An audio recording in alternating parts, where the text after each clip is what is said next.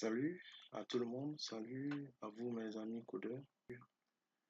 Aujourd'hui nous allons poursuivre l'épisode 1 qui est intitulé Débuter en Java.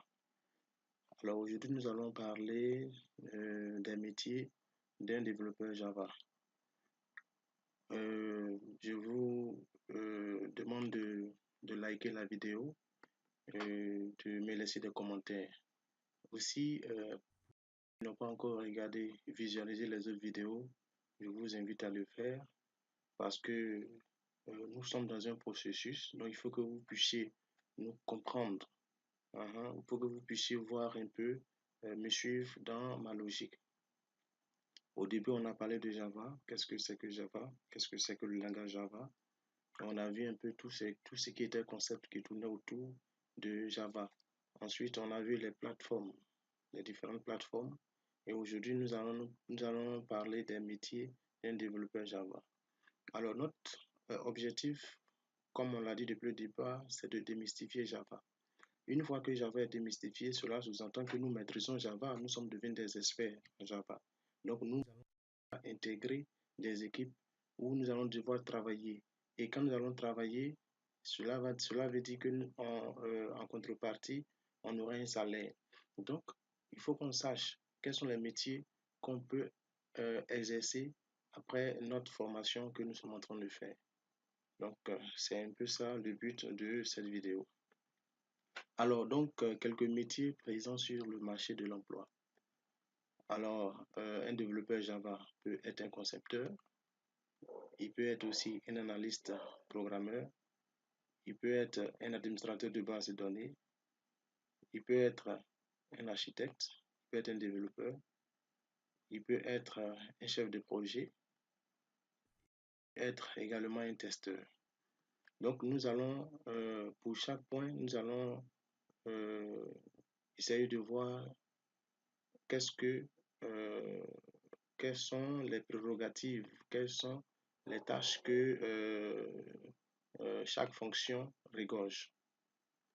Alors, parlons-en. Alors, prenons un peu le cas du concepteur. Alors, c'est qui le concepteur? Le concepteur, c'est une personne qui fournit la vision technique du projet. Le concepteur, il est très important parce que c'est de là que le projet. Une fois que nous avons le cahier des charges, c'est lui qui rentre en jeu pour commencer son boulot. Donc, c'est très important. Alors, on a dit précédemment que le concepteur, c'est celui qui fournit la vision technique du projet. Alors, c'est quelqu'un qui est amené donc à comprendre l'architecture technologique et utiliser, qui s'assure aussi de la conception de la solution pour voir si la solution est conforme à l'architecture. Ça veut dire quoi simplement? Alors, quand nous avons un projet, le projet se fait autour d'une architecture. Donc, c'est le qui comprend l'architecture qui est utilisée et il doit s'assurer que tout ce qu'il va faire comme conception doit tourner autour de cette architecture-là. C'est très important. Alors, il rédige aussi les spécifications du logiciel qui permettent donc aux programmeurs de convertir les besoins de l'entreprise en une solution technique. Alors, les spécifications, c'est un peu, si vous voulez, les fonctionnalités de notre application. Voilà, les fonctionnalités dont va regorger notre application quand nous allons finir. C'est très important également. Alors, à ce niveau-là, comment est-ce qu'il s'y prend? En fait, pour arriver à ses fins, il gère ce qu'on appelle la conception d'écran. Alors, c'est lui qui, dans son cahier de spécificités techniques, c'est lui qui va mettre tous les écrans que les développeurs doivent fournir. C'est lui qui va mettre tout ce qui est écran. Il va gérer également la conception de rapports. Donc, il va faire des rapports sur sa conception pour orienter les développeurs dans les tâches. Alors, le second point encore revient, les spécifications fonctionnelles du programmeur. C'est très important les fonctionnalités, les spécifications fonctionnelles du programme. Alors donc, comme je disais, c'est très important parce que c'est là, en fait, les différentes articulations de notre projet. Lui qui va dire, par exemple, notre projet a besoin d'un module de login, comme on appelle ça, notre projet a besoin d'un module de paiement en ligne, notre euh, application a besoin d'un module de gestion de profil. Voilà, donc ce sont ces spécificités-là qu'il va, comment on appelle ça, qu'il va essayer de faire ressortir, de dégager après donc son étude. Alors, il conçoit aussi tout ce qui est composant réutilisable. Alors, c'est encore lui qui va concevoir la sécurité. Par exemple, euh, pour effectuer un paiement, il faut que l'internaute puisse passer obligatoirement au niveau du composant du login. Cela veut dire qu'il va falloir qu'il s'authentifie d'abord avant de pouvoir faire les achats. Alors, c'est également lui qui gère la conception d'interface. On en a parlé, c'est un peu différent des écrans. Il va gérer également la conception du manuel de processus. Et puis, euh, c'est lui qui recherche et corrige les erreurs de conception qui ne seront pas découvertes dans le reste du processus de développement. Il sert de ressources techniques pour assister l'analyste d'affaires si nécessaire. Alors, c'est quoi ici un analyste d'affaires? Un analyste d'affaires, c'est une personne qui est chargée de, euh, de détecter les besoins d'une entreprise et de proposer ou d'apporter des solutions. Alors, il va assister ce dernier-là. Comment? Comment est-ce que cela peut se faire? Alors, on suppose que c'est l'analyste d'affaires qui voit sa hiérarchie et il leur dit, bon, pour que les choses aillent mieux dans tel service, il va falloir qu'on développe une application. Alors, donc, du coup, c'est comme si, ce faisant, il a détecté un besoin. Voilà. Alors, donc, il va appeler le concepteur, il va dire au concepteur, voici le besoin que nous avons ici. Nous voulons mettre en place une application. Donc, c'est lui qui détecte, c'est l'analyste d'affaires qui détecte le besoin et qui le présente donc au concepteur. Donc, le concepteur l'assiste parce que c'est ce qu'il va dire que le concepteur va prendre pour essayer de formaliser via du ML ou de Merise. Voilà. Donc, c'est un peu ça. OK. Alors, il conduit et participe aux revues de conception de la solution pour s'assurer que la conception est stable, flexible et correspond à l'architecture technique. Alors, donc, vous voyez, quand il fait sa conception, il ne s'assoit pas. Il conduit et il participe aussi à la conception. Donc, c'est-à-dire que pendant que les développeurs sont en train de développer, lorsqu'il y a des réunions, des présentations, il est là pour se rassurer que tout ce qui est en train d'être fait est conforme à l'architecture technique. Vous voyez comment il est important. Ouais, et il occupe un rôle vraiment très, très, très important. Alors, il développe le document de conception du système technique. Voilà. Créer les cas de test pour les éléments de conception si nécessaire. Alors, logiquement, il doit être aussi associé à l'équipe test. Parce que lui, il faut qu'il veille forcément à ce que tout ce qui est fait respecte l'architecture technique qui a été donnée. Donc, il doit être à tous les niveaux du projet. Alors, il fournit la situation régulière au chef de projet. Oui, il fait des rapports réguliers au chef de projet. Alors, nous allons parler maintenant de l'analyse programmeur. Alors, l'analyse programmeur, c'est quoi? C'est une fonction qui est née de la fusion des métiers de analyste et de programmeur. Vous voyez, on vient de parler de concepteur. Voilà. Donc, si vous voulez une analyse programmeur, si vous voulez, c'est comme on peut le considérer comme si c'est un concepteur programmeur.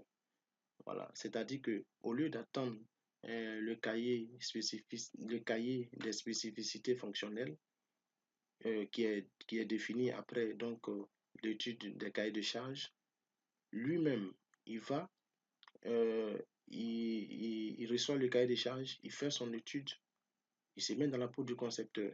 Et quand il finit de faire son étude, il vient encore, il s'assoit et il se met donc à coder. Voyez, donc c'est un peu comme c'est une personne qui a les deux casquettes. Alors, il est celui qui est chargé de mettre au point et d'améliorer des programmes informatiques ou encore d'adapter des standards à des spécificités clients.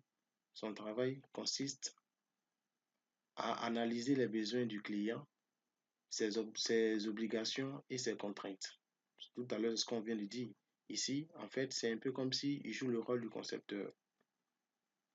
Alors, il rédige le cahier des charges et précise les solutions techniques. Il fait la conception technique et le codage. Vous voyez? Donc, il est à la fois concepteur et programmeur. Il réalise les tests auprès de l'utilisateur. Alors, il se charge de concevoir les manuels d'utilisation et les guides d'utilisateur. Il encadre éventuellement plusieurs programmeurs. Comme lui-même, il est programmeur, donc il peut être un chef d'équipe, il peut encadrer plusieurs programmeurs en même temps. Alors donc, nous venons maintenant au rôle du développeur ou programmeur.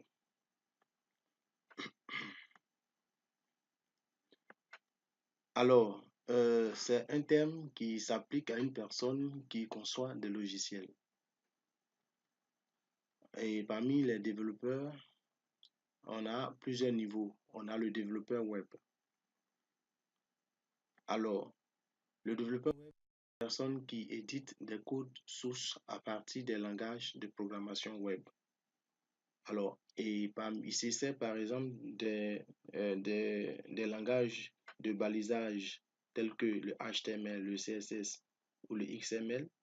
Il utilise également aussi des langages interprétés, notamment PHP, qui signifie Hypertext Preprocessor, ou ASP, Active Server Pages, ou Pascal, Perl, ou encore JavaScript, ou des langages à objets tels que le C++, Java, Ruby, Python. Voilà. OK. On a également le développeur multimédia, designer graphique. Alors, lui, qu'est-ce qu'il fait? C'est une personne qui est chargée de tout ce qui relève du graphisme, le web art, le design ou de l'encapsulation dynamique audio, vidéo. Alors, donc, c'est lui qui va s'occuper de tout ce qui est aspect graphique, tout ce qui est présentation, tout ce qui est IHM, la beauté donc de votre application. C'est lui qui va penser comment seront disposés les différents compartiments de votre application ou de votre site. Alors, on nous parle aussi de l'encapsulation dynamique. Alors, c'est le fait donc de pouvoir de regrouper des vidéos ou des audios. Si vous voulez, c'est comme s'il faisait un montage vidéo et un montage audio. On a le développeur logiciel ou concepteur logiciel. Alors, c'est une personne qui est à la charge de construire un programme spécifique, tel que les applications mobiles pour les environnements nomades, tels que les logiciels sur des systèmes embarqués ou la domotique. Alors, on continue notre exploration. On vient maintenant au métier de l'architecte logiciel. Alors, l'architecte logiciel, on a dit en amont que euh, le concepteur, il fait son travail en se basant sur une certaine architecture. Cette architecture est préalablement définie par celui qu'on appelle l'architecte logiciel. Donc, c'est lui, en fait, qui va dire, bon, écoute, voici l'architecture. euh, Peut-être que notre application va respecter l'architecture un tiers ou nous serons dans une architecture client-serveur. C'est lui qui définit donc cette architecture-là et, et c'est sur cette architecture normalement que tout le programme toute l'application, tout le logiciel doit reposer. Alors, donc, qu'est-ce que c'est quelqu'un qui a la vue logique, qui, qui, qui, qui présente également, qui a une vision globale sur tout ce qui est vue logique. Et il a une vision également sur le processus. Il a une vision sur la réalisation. Il a une vision sur le déploiement.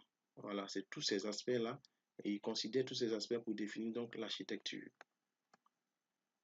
Alors, qu'est-ce qu'il fait? Il décrit d'une manière symbolique et schématique les différents éléments d'un ou plusieurs systèmes informatiques, leur interaction et leur interrelation et leur interaction. Alors, c'est lui donc, qui va définir un peu le comportement de nos différents modules, euh, de nos différentes fonctionnalités. Voilà. C'est lui qui va dire, par exemple, si on a besoin, si notre application a besoin de communiquer avec un SMS Gateway, c'est-à-dire c'est un équipement réseau qui nous permet donc de pouvoir envoyer des SMS. Alors donc, c'est lui qui va définir toute cette architecture-là. Si notre application doit communiquer avec une application externe, donc il va définir tout ça et vraiment il est aussi important parce que pour les grosses applications, on a besoin d'un architecte pour que les choses soient bien faites. Alors donc on en vient au chef de projet informatique. Alors le chef de projet, comme vous le voyez, en fait, c'est comme si c'est un chef d'orchestre. C'est lui qui gère tout ce qui est le montage de projet, la coordination même hein, du projet. C'est lui qui veille à ce que les différentes briques qui constituent le projet soient montées selon les règles, selon l'architecture qu'on s'est fixée. Alors donc, il a carrément la vue sur tout. Il est à la fois avec les concepteurs, il est à la fois avec aussi les développeurs. Alors, le chef de projet est la personne chargée de mener un projet et de gérer son bon déroulement. Alors, de manière générale, il anime une équipe pendant la durée ou des divers projets dont il a la charge. Alors, un administrateur de base de données. Alors, ici, je voudrais tirer votre attention sur ce fait-là. En fait, on a des personnes qui vont se faire former pour être exclusivement des administrateurs de bases de données. Alors, les administrateurs de bases de données, on les appelle aussi des ingénieurs en base de données ou encore des ingénieurs en data warehouse ou encore des responsables de bases de données. Donc, ils ont ces différentes appellations-là. Alors, euh, un administrateur, comme je disais tantôt, des gens vont se faire former pour être des administrateurs de bases de données, soit Oracle ou MySQL. Alors, quel est son rôle? D'abord, c'est qui? On va voir d'abord c'est qui. C'est une personne qui exploite les fichiers qui permettent de sauvegarder ou de stocker une quantité importante de données d'une société ou d'une entité. Alors, donc, quel est son rôle en fait? Il assure la sécurité des données. Il gère également, il s'assure de la gestion des droits d'accès. Alors, il définit euh, les dispositifs de sauvegarde. Il intervient rapidement en cas d'incident. Quand il y a un problème, il intervient. Alors, il fait aussi la veille technologique quotidienne. Alors, parce qu'il faut que la base de données soit 100% fonctionnelle et il faut qu'elle soit disponible à tout moment. Imaginez, on déploie notre application et arrivé au moment où on ne peut plus accéder à notre base de données. Vous voyez que le site va bugger, ça ne sera pas bon. Alors, on vient donc au testeur. Donc, vous voyez que nous sommes en train de parcourir, en fait, le chemin que nous avons emprunté. C'est un peu comme si nous étions en train de définir le cycle de vie d'une application. Donc, on est passé par les concepteurs, l'architecte concepteur, développeur, chef de projet de base de données. Nous arrivons donc maintenant au testeur. Alors, donc, c'est qui un testeur? Alors, un testeur en informatique est une personne chargée de tester le logiciel produit par les programmeurs et de livrer à intervalles réguliers un rapport décrivant les erreurs trouvées dans le produit. Le test fonctionnel. Son objectif est de vérifier que le logiciel se comporte tel que prévu par le cahier des charges. Alors, c'est très important, c'est très important. Vous voyez, quand vous êtes dans une équipe et que vous finissez de concevoir votre logiciel, votre application, c'est vrai, vous pouvez le vous-même par des procédés et il est conseillé même que vous puissiez faire des tests en local ou je sais pas, mais vous-même vous devez faire les tests pour vous rassurer que déjà tout ce que vous avez fait marche, fonctionne normalement. Alors, en plus de cela, il faut qu'il y ait des gens qui ne sont pas, par exemple, peut-être qui ne sont pas développeurs comme vous, qui n'ont même pas, ils touchent même pas au code, mais eux, et leur rôle c'est de tester. Ils ont des logiciels qui leur permettent de tester, comment on appelle ça, la logique du code, de tester le code même en profondeur. Il y a beaucoup d'outils dont ces personnes-là se servent. Alors, il est bien parce que les utilisateurs finaux, ne sont pas des développeurs comme vous. Donc, il faut qu'il y ait déjà en interne une équipe qui teste profondément votre application pour détecter quand même tout ce qui est comme anomalie. Et euh, en fait, généralement, ces gens de tests se font de fonctionnalité en fonctionnalité. Donc, quand une fonctionnalité est testée et qu'elle est approuvée, alors on passe à autre chose, on passe à la deuxième fonctionnalité. Tout à l'heure, nous allons voir un peu le cycle de vie d'un projet. Alors donc, comme je le disais tantôt, nous voici au cycle de vie d'une application informatique, un programme. Alors, vous voyez la flèche du temps, voilà, c'est-à-dire que on réalise toutes ces tâches-là dans un temps bien précis. Le projet est défini. On peut nous dire, on a 2 mois, on a 3 mois, on a 1 an, on a 2 ans pour développer l'application. Alors, on commence d'abord par dégager les spécifications. Vous voyez, ici, on commence par dégager les spécifications. Alors, et après les spécifications, c'est-à-dire les différentes articulations ou les différents morceaux, c'est comme si on découpait notre projet en plusieurs morceaux. Après ça, nous allons faire la conception générale. Après la conception générale, nous allons faire la conception détaillée en fonction des différentes spécifications que nous avons eues. Alors, et quand on finit de faire ça, nous allons commencer donc à coder. Donc, des spécification par spécification. Donc, nous allons aller module par module. Donc, s'il y a une équipe de plusieurs personnes, le chef de projet peut partager. Voilà. Mais il faut retenir que tout ça, après, tout cela sera rassemblé. C'est pourquoi on utilise beaucoup Git comme logiciel de versionning pour quand même permettre aux équipes de travailler conjointement. Alors, donc après la programmation, on va tester les tests unitaires. Alors, vous voyez, ici, on est descendu.